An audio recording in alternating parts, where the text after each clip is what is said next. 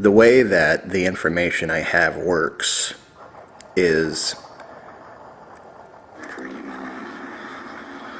I work with certain entities that give me an outline of what people are ready to hear, and I don't release information until I get the go-ahead. And I've been waiting to release this, and it finally happened. And I want you all to really, really, really consider what I'm about to tell you. I got asked in the time of my absence away from this to speak to a small Christian congregation. Now, the pastor knows that I am a magician. He knows I am pagan to the core. But the information that I had, which he had heard through secondhand information of someone else that I told, he knew that it was no longer time to argue about where the information was coming from, that this wasn't a Jesus thing, this wasn't a Christian thing, this wasn't a pagan or even a religious thing, that this is just the way it is. And it's time that we together stood up against those who really, truly are looking to enslave you and kill you. There's no getting away from it. This is one of those things that no one is somehow immune unless they are part of the Illuminati, and then even the most high levels of the Illuminati. It is the equivalent to anything organic in this world needing air. You simply require it. And there's no special thing that has made you not a receptor of the Faustian Pact. You are simply a part of it until you choose not to be. That is the most insidious thing about this, is that your silence is the consent, and your ignorance of it keeps you from ever saying no. Publicly, I went and spoke. It wasn't a large congregation. And it was difficult for about the first 10 minutes because I kept having people scream Jesus at me and point like they were shooting Jesus rays. I don't know what you guys do. Really, it wasn't until I got into it that they all kind of shut up, sat down, and realized the depth, the gravity of the situation. And then, with their hearts and minds made up to be free, when they awoke into their higher purpose, I could see the small spark, and they said, wow, I'm not waiting for Jesus, I'm becoming. And I said, there it is. Now you see. So, changing hearts and minds, one little church at a time. I'm going to talk today about the mark of the beast. I hear a lot of people go, ooh, finally. The mark of the beast is not at all what you think it is. You're not waiting for the mark of the beast. No, you already have it. It was given to you and you didn't even know it. It's not on you. It's not a chip. Although it could very well be. It's definitely linked to that. There's not going to be hordes of government officials and military personnel walking around forcing tattoos on you. It's already on you. It's already in. That's why the Bible, which being a horrible representation of Kabbalic symbolism, talks about it's either on your forehead or in your hand. Truth is, it's both. Let me explain. When the Faustian Pact was first created, well, I shouldn't say first time because it's been done many times. The last time, the current Faustian Pact, a giant egregore was made, not only of this country, but of the entire world. There's a giant world egregore, a astral entity that's not Gaia, although a lot of, well, I shouldn't say it, a lot of, 99% of you who are goddess worshippers, not that there's anything wrong with a goddess, and trust me, we have powerful, beautiful, sexual, liberated, wild women, goddesses, but people who are co-opted into the New Age movement who believe that they're worshiping a Gaia are actually worshiping a giant egregore. What they do to that earth manifests down to this earth. What they do to that egregore country that we believe is our U.S. sovereignty, which is not, is what happens to this country. So, seeing that there's a global egregore and different country egregores, you all now must know that you yourself have an egregore made of you.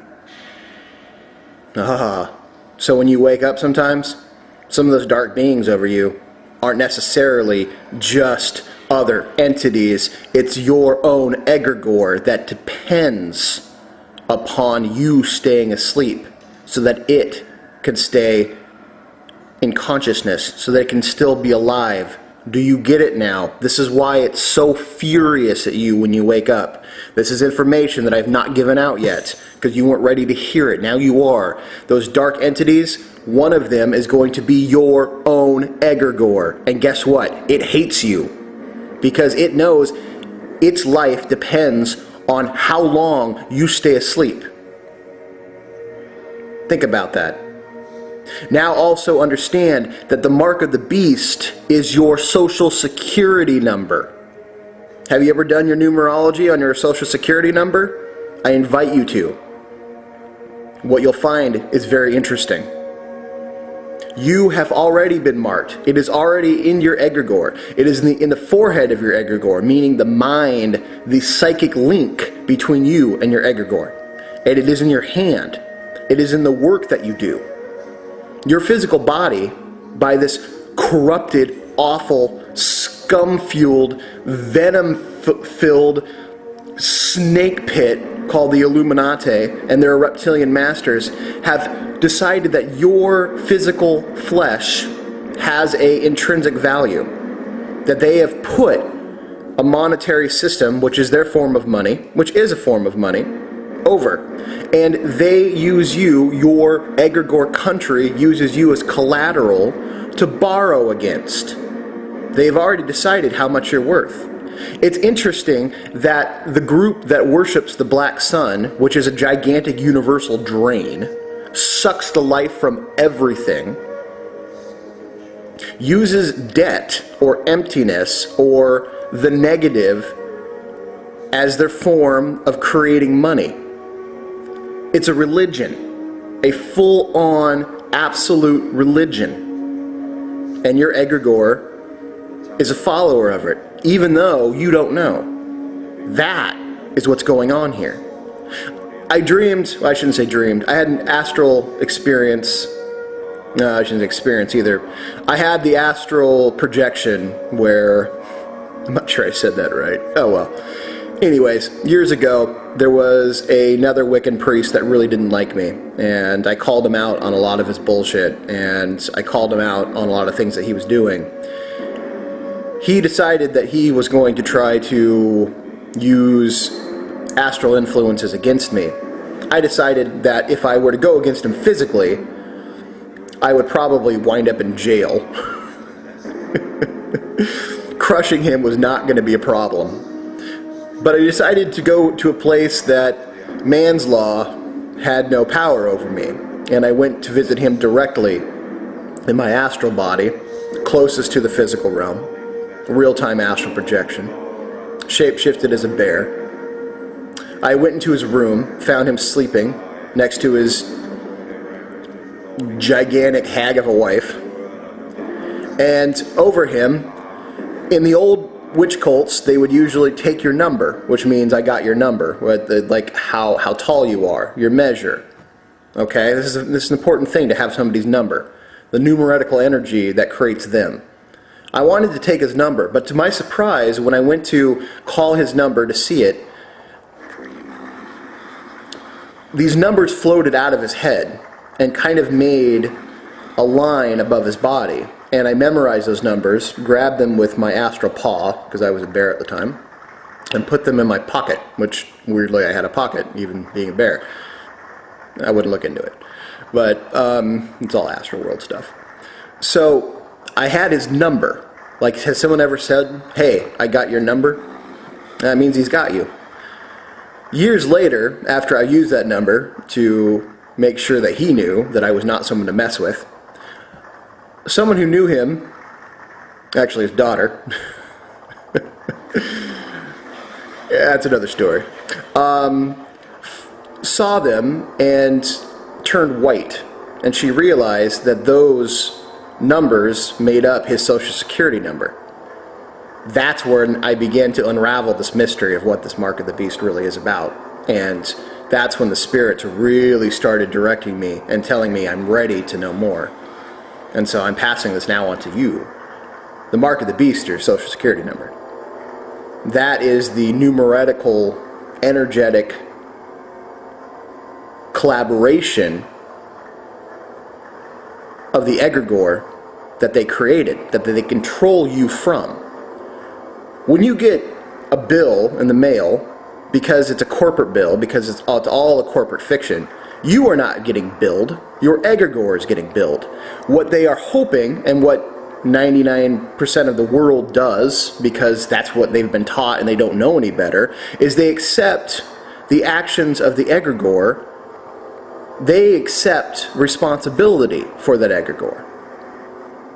So when they hit you with fees and taxes, and they come at you with regulation and corporate law here in America, what they're really saying is, we are holding this against your egregore. And if you do something, your egregore also does it, because it's linked to you, although it does have abilities that you don't have. It can move and act in ways that you don't know it can. But because they can link their corporate fiction to your corporate fiction, you unknowingly assume responsibility for your egregore. And then you, the physical you, get punished for something that isn't you, for something that they have no intrinsic right whatsoever to punish you for, to get you. But it's very much, you see, the voodoo doll didn't come from Haiti.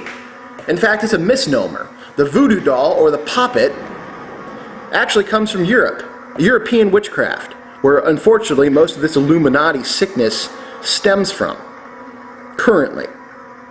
It's all European based.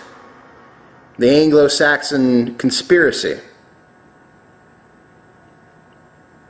Unfortunately, I carry that blood, that Anglo-Saxon blood.